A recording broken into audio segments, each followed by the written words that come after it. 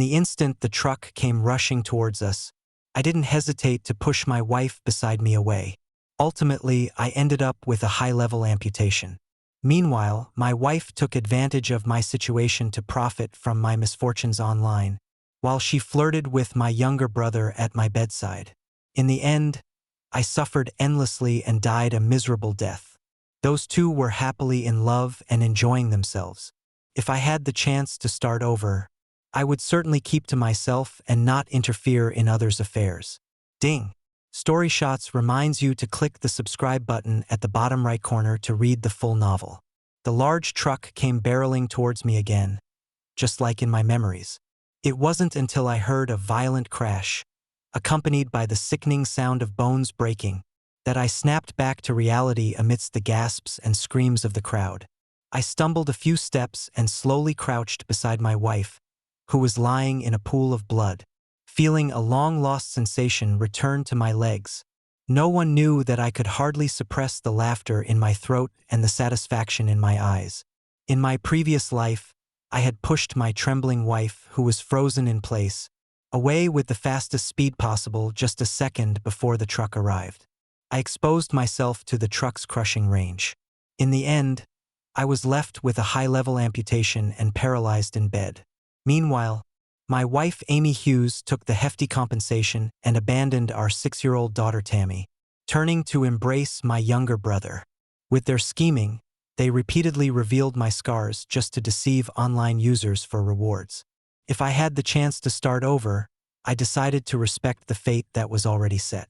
A week later, in the hospital room, Amy Hughes slowly woke up, and I placed the fresh flowers I had just bought on her bedside. I gently spoke. "Amy, I've already informed Mom and Dad. They said they would come over soon."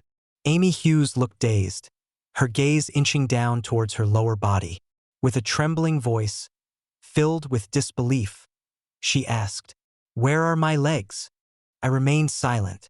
Then, Amy Hughes' face twisted in rage as she knocked the carefully chosen flowers and fruits I had placed on the bedside table to the floor.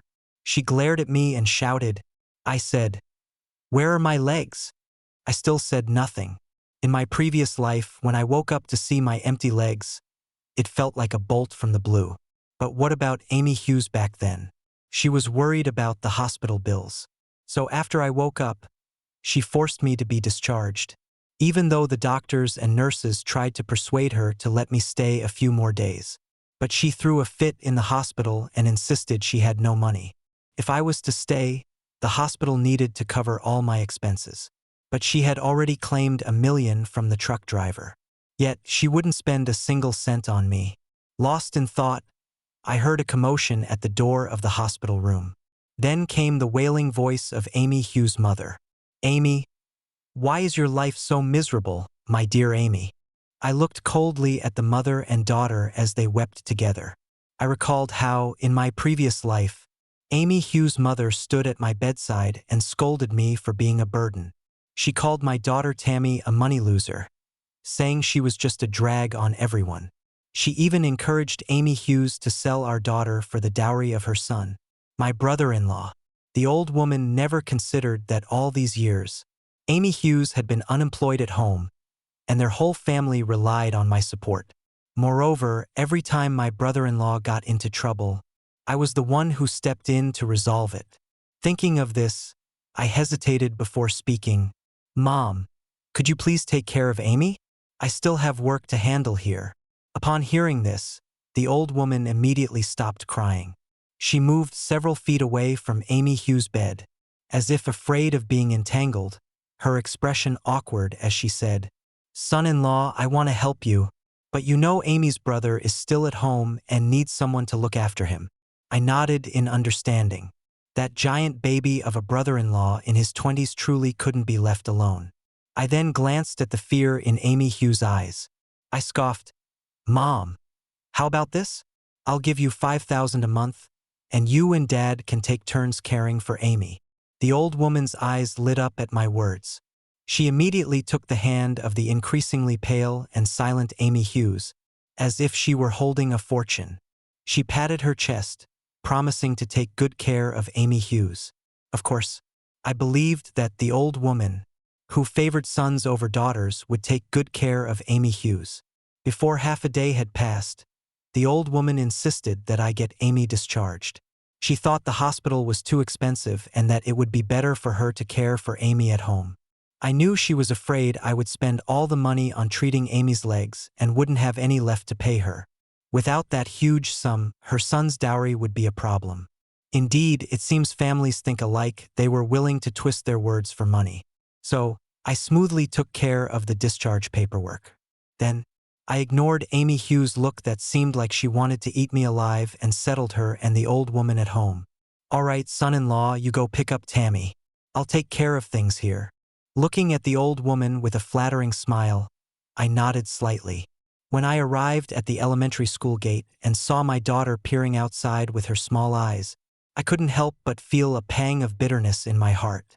In my previous life, it was around this time. Amy Hughes picked up little Tammy, who was in the 3rd grade, and never let her go back to school again. That pair of scoundrels even tied Tammy up at the entrance, and whenever they remembered, they would generously dump leftover food for her. The only time little Tammy could move around was when guests came and needed to use the entrance. During those moments, the thin little Tammy would lie by my bedside, cautiously touching my sunken cheek with her small hands, her voice hoarse from being scalded by hot water as she comforted me. She said, "Daddy, when I grow up, I'll take you away from here. Daddy, you still have little Tammy." But in the end, I didn't wait for Tammy and was killed by that pair of scoundrels scheming. "Daddy!" The tender but vibrant voice pulled me back to reality. I picked up little Tammy, who barely reached my waist. I tentatively asked, "How about Daddy changing little Tammy to a school where she doesn't have to board?" Little Tammy's eyes lit up. After thinking for a moment, she shook her head and said, "No need, Daddy, school is quite good." The child nearby, charmingly acting cute and obedient towards her parents, formed a stark contrast with my daughter. Amy Hughes used to despise little Tammy. Whenever she had the chance, she would chase after Tammy to hit and scold her. I tried to stop her multiple times, but it was futile, and I was too busy working to support the family to keep an eye on Amy. So little Tammy had been fully boarded since she could go to kindergarten, only coming home once a week. Little Tammy seemed to never know what it meant to cry or throw a tantrum.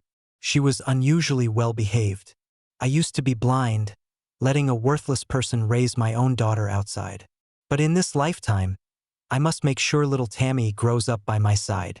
When we returned home, Amy Hughes stared at little Tammy, her eyes, once filled with malice, flickering slightly. With her hands slightly raised, she forced a weak smile and said, "Mommy wants to hug little Tammy." Although little Tammy didn't understand why her mother, who had always hated her, suddenly wanted to hug her, she still excitedly ran over to Amy Hughes with her short legs. I stared intently at the extremely abnormal Amy.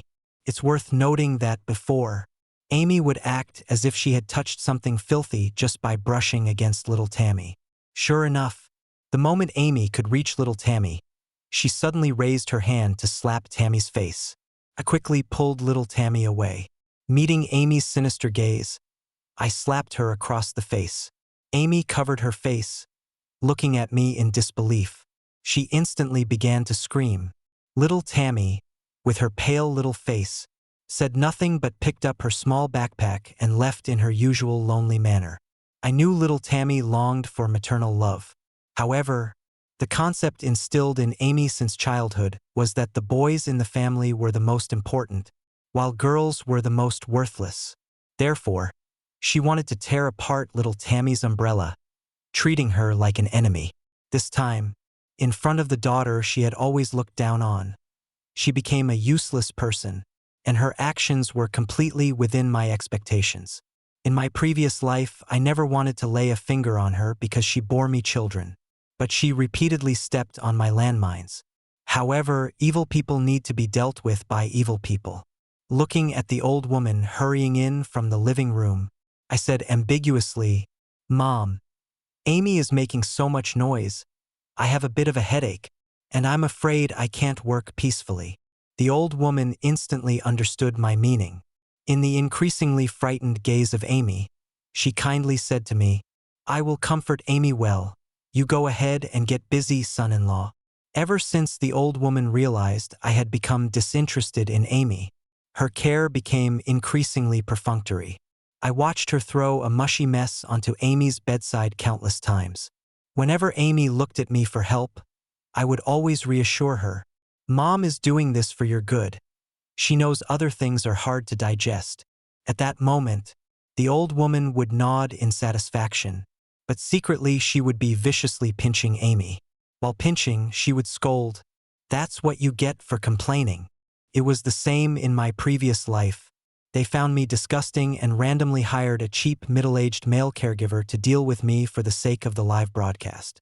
Amy had seen the caregiver abuse me more than once. But when the caregiver was trembling in fear of losing his job, how did she act?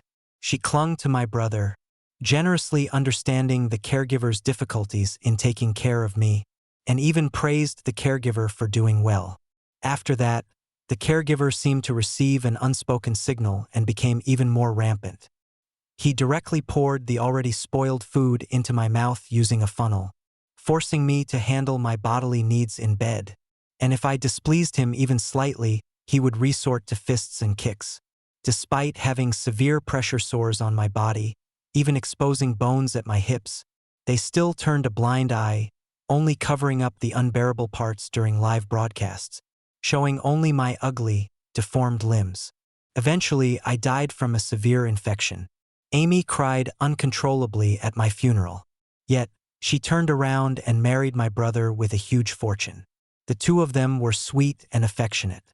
Now, Amy Hughes could barely withstand even a fraction of what I had gone through. I'm a bit looking forward to her spectacular expression after everything she's been through. In the midst of my thoughts, the doorbell rang.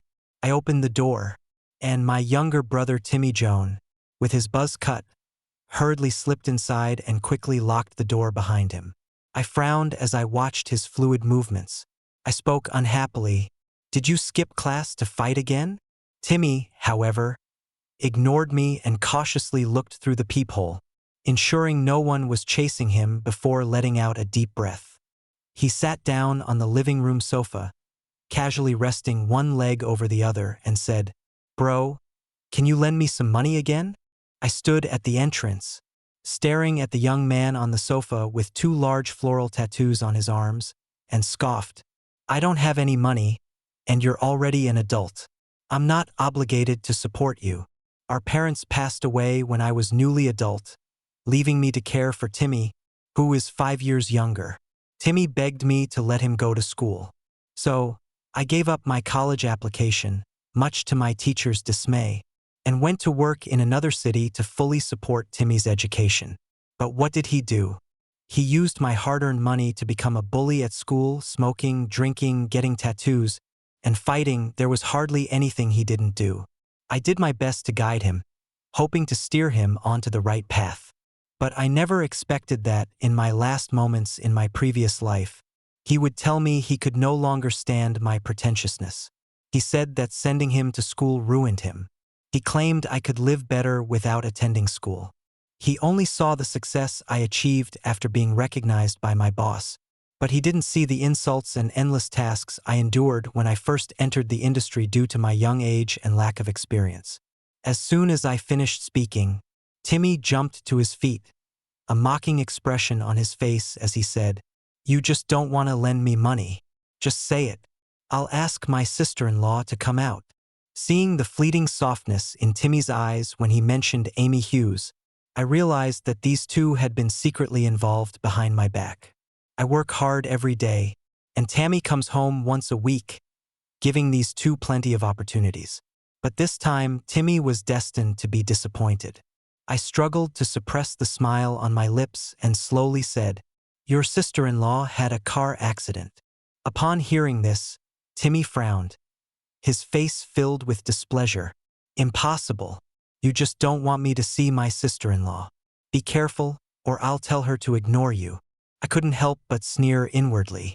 He used this trick on me plenty in my previous life, and Amy always followed his wishes, ignoring me, even going on hunger strikes.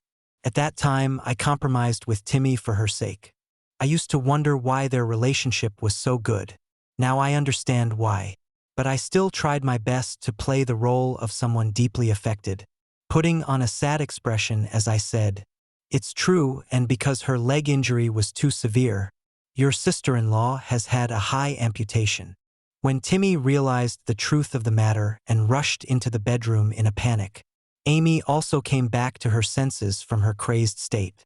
She looked at Timmy, standing at the bedroom door with a hopeful gaze. Seeing the two of them staring at each other, I couldn't help but interrupt.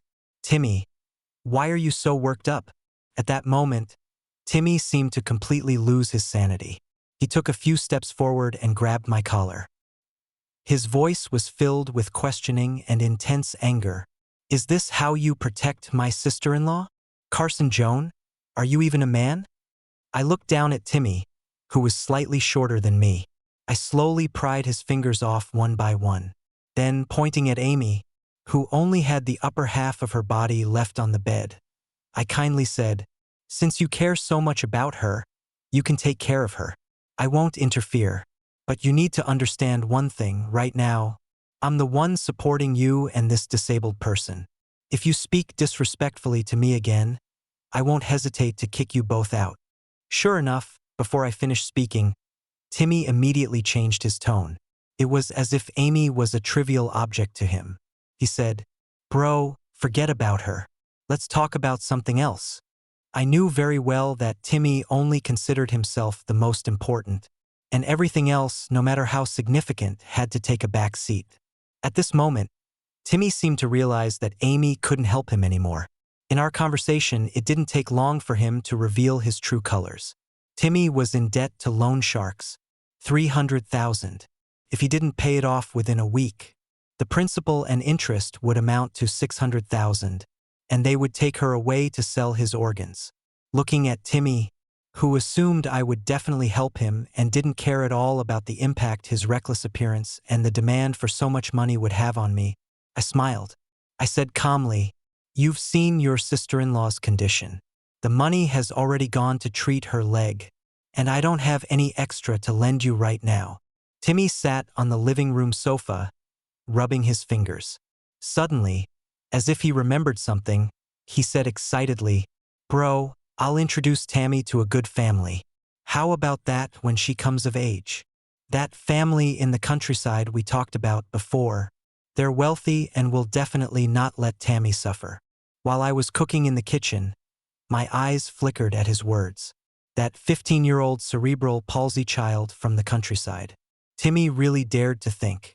Every time I think about how those two scoundrels might sell Tammy to that den of evil after I died in my previous life, a sharp pain rises in my heart. "Get out of my house, you're not welcome here." I threw the spatula into the frying pan, coldly interrupting the man who was talking confidently on the sofa. Timmy Jones seemed to have heard a joke. He quickly walked to the kitchen door. Pointing at himself, he retorted, "Just for that little brat, you want me to leave?" Then he glared at me fiercely. "If it weren't for me back then, would you have gone to work? Without that job, how would you have this good life today? And now you want me to go? I'm telling you, Carson Joan, that's not happening. Once those debt collectors find this place, none of you will get away." Hearing this, I laughed in anger. So he knows I went to work for him. He knows that his coming here would put us in danger. I picked up the kitchen knife from the cutting board. Pointing it at Timmy Joan at the kitchen door, I said, "I want you out." Timmy curled his lips into a mocking smile, pointing at his neck disdainfully and saying, "Go ahead, cut here." Years of compliance with him made him think I wouldn't be able to hurt him. But that was the Carson Joan of my previous life. I swung the knife down directly towards the arm he pointed at his neck. But Timmy had fought his share of battles. His reflexes were good, and he barely dodged it. I continued to chase after him, swinging the knife. Watching him flee in panic after slamming the door, I dropped the knife and locked the door. Looking at Tammy hiding at the bedroom door, I was taken aback. Then I changed the subject awkwardly. "Are you hungry?" I thought Tammy would be scared of me, but to my surprise, she rushed to me. She hugged my leg and comforted me with a somewhat childish voice. Daddy didn't do anything wrong. It was Uncle's fault. My eyes grew a bit misty as I squatted down and pulled Tammy into my arms. I knew Timmy wouldn't let this go easily, just like human nature doesn't change overnight. Sure enough, less than a week later, over $450,000 from my bank card mysteriously disappeared. This money was all I had left after paying off millions in car and housing loans. It was also the dowry I saved for Tammy, and the password to the card was known only to me and Amy Hughes. So it was obvious that Amy told Timmy the password. After checking the surveillance footage installed in the living room not long ago, Timmy took advantage of my absence and the old lady going out to play mahjong, using the key Amy had given him to slip in. 2 hours later, he came out with the bank card, looking quite satisfied. The evidence was undeniable. I called the police and handed it over to them. Timmy was arrested the next day. The police came to my house to gather information. When Amy heard the news that Timmy had been arrested, she instantly became agitated. Why do you have the right to call the police? That was my money. I lent it to Timmy, so what's wrong with that? After she finished blaming me, she turned to the police and tearfully said, "And officer, you probably don't know this, but my husband looks gentle and caring on the surface, but behind my back, he's a domestic abuser. I really can't live like this anymore." The young officer looked at me with a somewhat suspicious expression. After all, Amy didn't seem to be acting. I was a bit speechless. I had indeed anticipated that Amy would try to argue about the money, and I had bank statements as evidence to refute her. But I didn't expect her to turn against me like this. Just as I fell silent, the young officer's expression became increasingly serious. The old lady snorted, took off her apron, and walked over. As she walked, she glared at Amy fiercely. I knew she hated Amy for giving the money to someone else. But the next thing the old lady pulled out shocked everyone present. She turned up the volume on her phone to the max. Suddenly, Amy's voice blared out. "Timmy, Carson's salary card is in the cabinet. The password is 888,913. Hurry up and pay the debts back." It must have been for her own safety. Upon hearing this, Timmy hesitated for a moment before asking, "What if Carson calls the police?" "I'll just insist that it was my money. Even if Carson calls the police, what can he do?" After a series of rummaging sounds, Timmy's excited voice came through. "Amy, I love you the most. I knew you would help me. Once I pay off the debts, I'll take you away. I love you too, Timmy. I'm tired of this empty life." The recording ended with Amy's emotional gasps. The young officer's face turned dark as he ignored Amy, who was trembling on the bed and trying to explain. He looked at the old lady's phone and said in an official tone, "Ma'am, may I ask where this evidence came from?" Upon hearing this, the old lady became animated, crying to the police, "Officer, you really don't know. My daughter is quite ungrateful. My son-in-law works hard to earn money, even giving me a monthly allowance of $5,000 just to take care of her. But whenever she gets angry, she either flips the table or throws things, and when I ask her about it, she won't say a word. So, I thought about recording to understand her needs better, but unexpectedly, I heard all this. Looking at the old lady's sincere words, I almost couldn't help but laugh out loud. In order to better understand Amy Hughes's needs, with her vengeful nature, I think she wants to hear if Amy has been cursing her behind her back, so she can retaliate. But looking at the flicker of emotion in the little police officer's eyes, I silently kept my mouth shut, because I didn't pursue Amy's criminal responsibility. Only Timmy Joan was taken in. This matter caused quite a stir.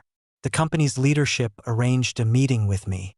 I stood hesitantly at the door of the vice president's office. In the end, I pushed the door open and entered. Looking at the woman in elite attire sitting at the desk, I respectfully greeted, "Ms. Patel." Marissa Patel looked up from her documents upon hearing my voice. Seeing me, her expression was somewhat complicated. I was about to speak to ease the awkward atmosphere, But Marissa was the first to speak. "Do you mind if I visit your home for a bit?" I was momentarily stunned. Looking at my usually serious and unsmiling beautiful boss, I lowered my eyes and pondered. "Ms. Patel, are you joking? What would your visit to my home mean?" Marissa suddenly stood up, causing the documents on the table to fall to the floor due to her sudden movement.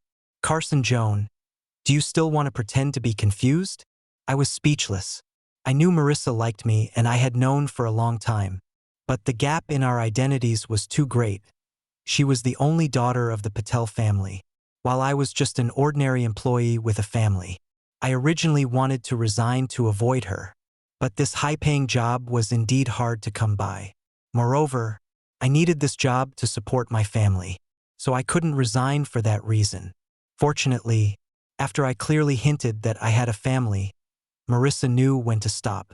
Thus, we quickly returned to our superior-subordinate relationship. "All right, I'm transferring to headquarters, and I just wanted to visit your home before I leave, to put an end to my unrequited feelings." Marissa's cold voice brought me back to my senses. I looked directly into her slightly reddened eyes. I nodded slightly and said, "Okay, on the weekend." Looking at the simply dressed yet still radiant Marissa Patel at the door, I gently said, "Please come in." The moment Marissa stepped into the living room, the old lady eagerly tried to help carry her bag. As expected, money can make things happen. I sighed. Then I subtly blocked the old lady's hand. I smiled and said, "Mom, a colleague is coming over for lunch today. Can you go buy some groceries? I'll reimburse you when you come back." The old lady's eyes brightened at my words, and she repeatedly agreed. I led Marissa to sit on the sofa. "Dad." Tammy rubbed her sleepy eyes and came out holding her little rabbit plush toy. I hugged Tammy tightly and glanced apologetically at Marissa. Marissa looked at Tammy and was slightly taken aback. Then she sighed. "She really looks like you." I smiled without saying anything. Tammy's eyes lit up upon hearing this, and she sweetly said, "Thank you, Auntie, for saying I look just like Daddy." Marissa's cold peach blossom eyes curved slightly. She was about to say something when she was interrupted by Amy's shouting from inside the house. "Carson Joan, you bastard. I've only been lying in bed for a few days, and you already have a new love. Don't forget, I haven't divorced you yet. You're cheating. Which shameless hussy dares to seduce my husband?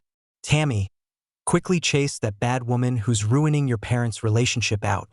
Listening to the increasingly unbearable shouting, I furrowed my brows.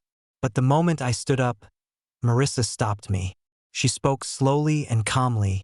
"I've investigated her. Your nature won't hurt her. A villain needs a villain to deal with her. Wait until her mother comes back."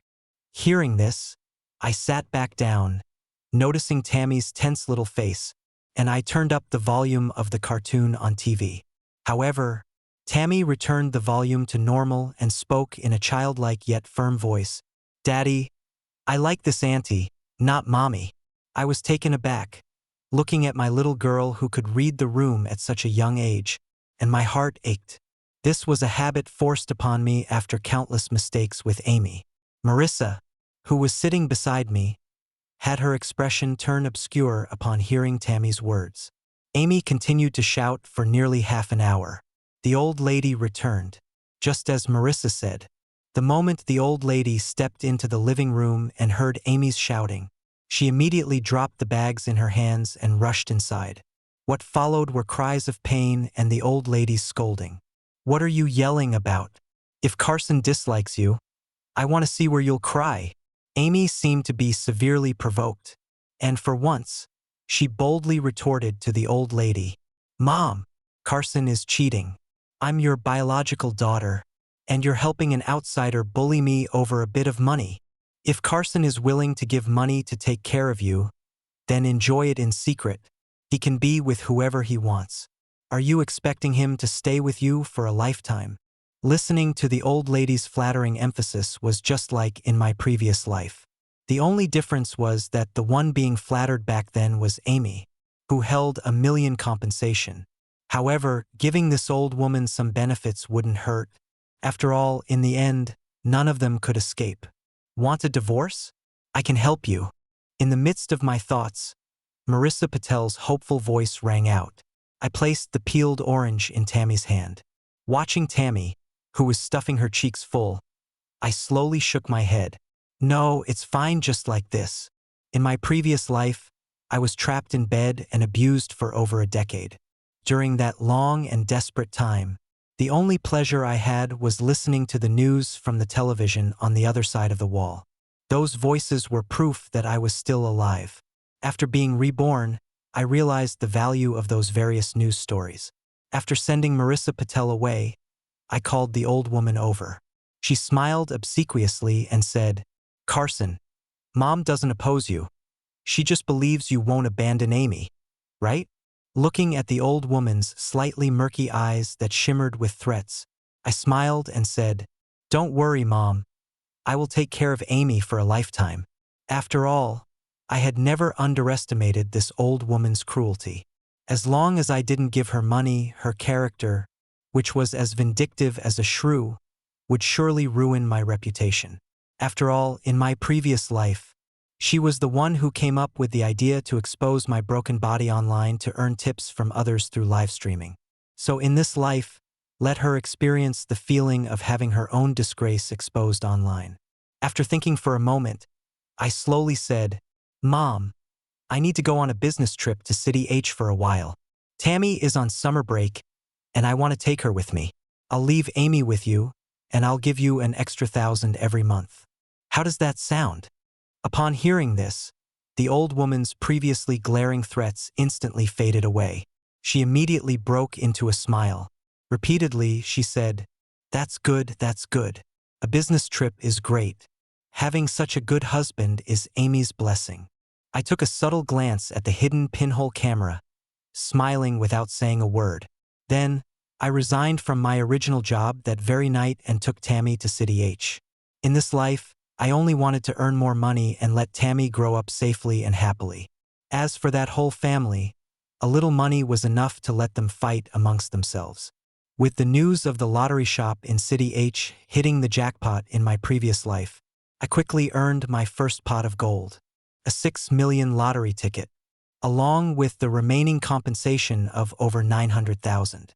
I bought a piece of wasteland in the western suburbs of City H. Watching the person in charge of this location hand me the contract like it was a hot potato, I wasn't surprised by his attitude.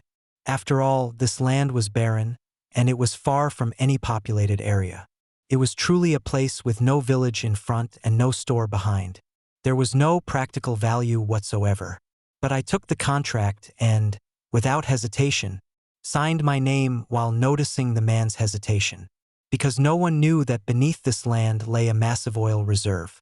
And no one knew that this forgotten piece of land would be fought over by tycoons from various industries and researchers in 10 years. By evening, watching the footage of Amy Hughes, who hadn't eaten for 2 days, wailing, and the complaints from the neighbors, I helplessly called the old woman. The moment the call connected, I heard the old woman's slightly guilty voice. "Carson, is there something wrong?" I helplessly said, "Mom, I hired a caregiver to take care of Amy. You can rest well from now on." On the other end, I immediately heard the creaking of a chair. Then the old woman's voice came through, filled with a mix of humility and gritted teeth. "Can you tell Mom why? Did I not take good care of her?" I forwarded the chat records with the neighbors. Slightly exhausted, I replied, "Mom, Amy is already disturbing the neighbors. You might find it hard to manage, so I thought it would be better for both of us to find a professional."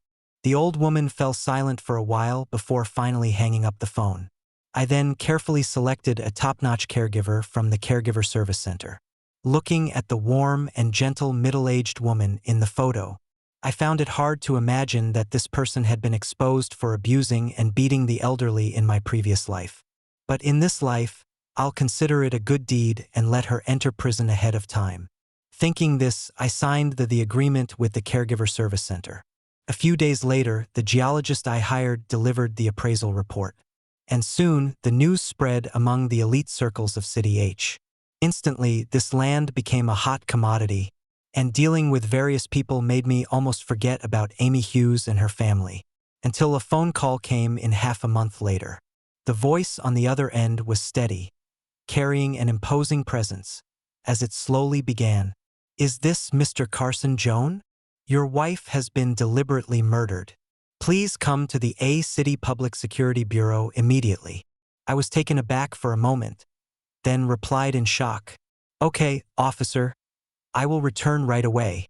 After hanging up the phone, a pleasant smile crept across my lips. Finally, the day had come. I eagerly flipped through the surveillance footage, watching the old woman and my usually submissive father-in-law standing by the bed, berating Amy Hughes. Amy Hughes's eyes were red, and after a fierce counterattack, she was grabbed by the old lady by the neck, wildly slapped around. Later, Amy bit down hard on the old lady's arm. The old lady then casually picked up the fruit knife I had left on the table and stabbed it into Amy's chest. Watching Amy's eyes widen in disbelief as she realized what had happened to her, couldn't help but smirk. A day later, looking through the one-way glass in the interrogation room, the old lady, handcuffed, quickly turned the story against me with just a few words. She claimed I had plotted this intentionally. She said I was heartless. She said I was cunning. Although I was puzzled about how she figured that out, I still faced the skeptical police around me with calmness. But just as I was about to explain, the old lady's panicked words removed the need for my explanation. The old lady froze for a moment, then let out a piercing scream. Then, in a frenzy, she slammed her handcuffed wrists against the table. The sound echoed instantly, accompanied by her desperate roar. Clearly, it wasn't like this in my previous life. Why has it turned out this way? I was slightly taken aback. The old lady had also been reborn? This was getting interesting. Subsequently, the old lady was sent to a psychiatric hospital in City A for diagnosis due to suspected mental illness. Watching her subtle smile in court, I was sure she had indeed been reborn. Moreover, she wouldn't let this go easily. She would be coming after me next. As I expected, before evening, news of my alleged murder of my wife was spread by my father-in-law, who had just been released from the police station. This included, but was not limited to, photos of my wife covered in bruises, along with a top comment claiming to be from my neighbor. "I can testify the husband downstairs is a scoundrel. After his wife was paralyzed in a car accident, he didn't care for her at all. His wife almost cries out in hunger every day, and I can't believe he even hit her. That's right. One day, I saw the husband downstairs bringing another woman into the house brazenly." Huh? So that woman who was carried out covered in blood a few days ago was a victim of this beast's domestic violence? That's terrifying. There were countless netizens following suit to insult me. In stark contrast to me, the number of kind-hearted people visiting and comforting that family was overwhelming. Even various media outlets rushed to interview them, trying to dig up some explosive news. Watching the old lady speak confidently in front of the camera in a short video, I couldn't help but sigh. Indeed, in this life, her manipulation of public sentiment was still so skillful. Seeing that this batch of netizens was nearly about to expose my entire life story, I felt incredibly fortunate to have enrolled Tammy in a highly private elementary school. While I was deep in thought, my phone rang abruptly. "Mr. Joan, do you need our help to suppress the trending searches?" a cool male voice asked. Then, Marissa Patel's message came in. "Do you need help?" Looking at the countless industry bigwigs popping up like mushrooms in my phone, I knew they were aiming to gain the rights to that oil mine. However, Marissa's message was unexpected. Logically, the news of my acquisition of the oil mine should have been blocked by the industry leaders long ago. So, their group shouldn't know about everything I held. Looking at Marissa's messages in the chat, which seemed cold but were considerate of me, I paused for a moment. Then, I politely declined all the olive branches thrown my way. I typed to Marissa, "Can you help me spread this evidence?" Attached were videos of the old lady abusing Amy and the audio recording of me giving her $6,000 for taking care of Amy for a month. For Marissa, spreading a video was much easier than suppressing trending searches. Soon, the video and accompanying text were drafted and spread online at lightning speed. Along with it, there were also Marissa's findings about the old lady's family. In an instant, the online sentiment changed drastically. Countless people lamented my unfortunate encounters. The old lady's previous words online, which had pierced like knives, now turned against her. She became the target of public scorn. And seeing Marissa send me clips of the old lady suffering disdain in the psychiatric hospital, being fed slop and living in misery, I couldn't help but chuckle and murmur to myself, "So what if you've been reborn? If your mind doesn't work well, it's all in vain."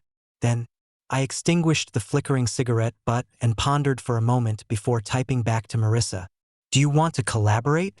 After informing Marissa about that piece of land, she quickly arranged for me to meet her father.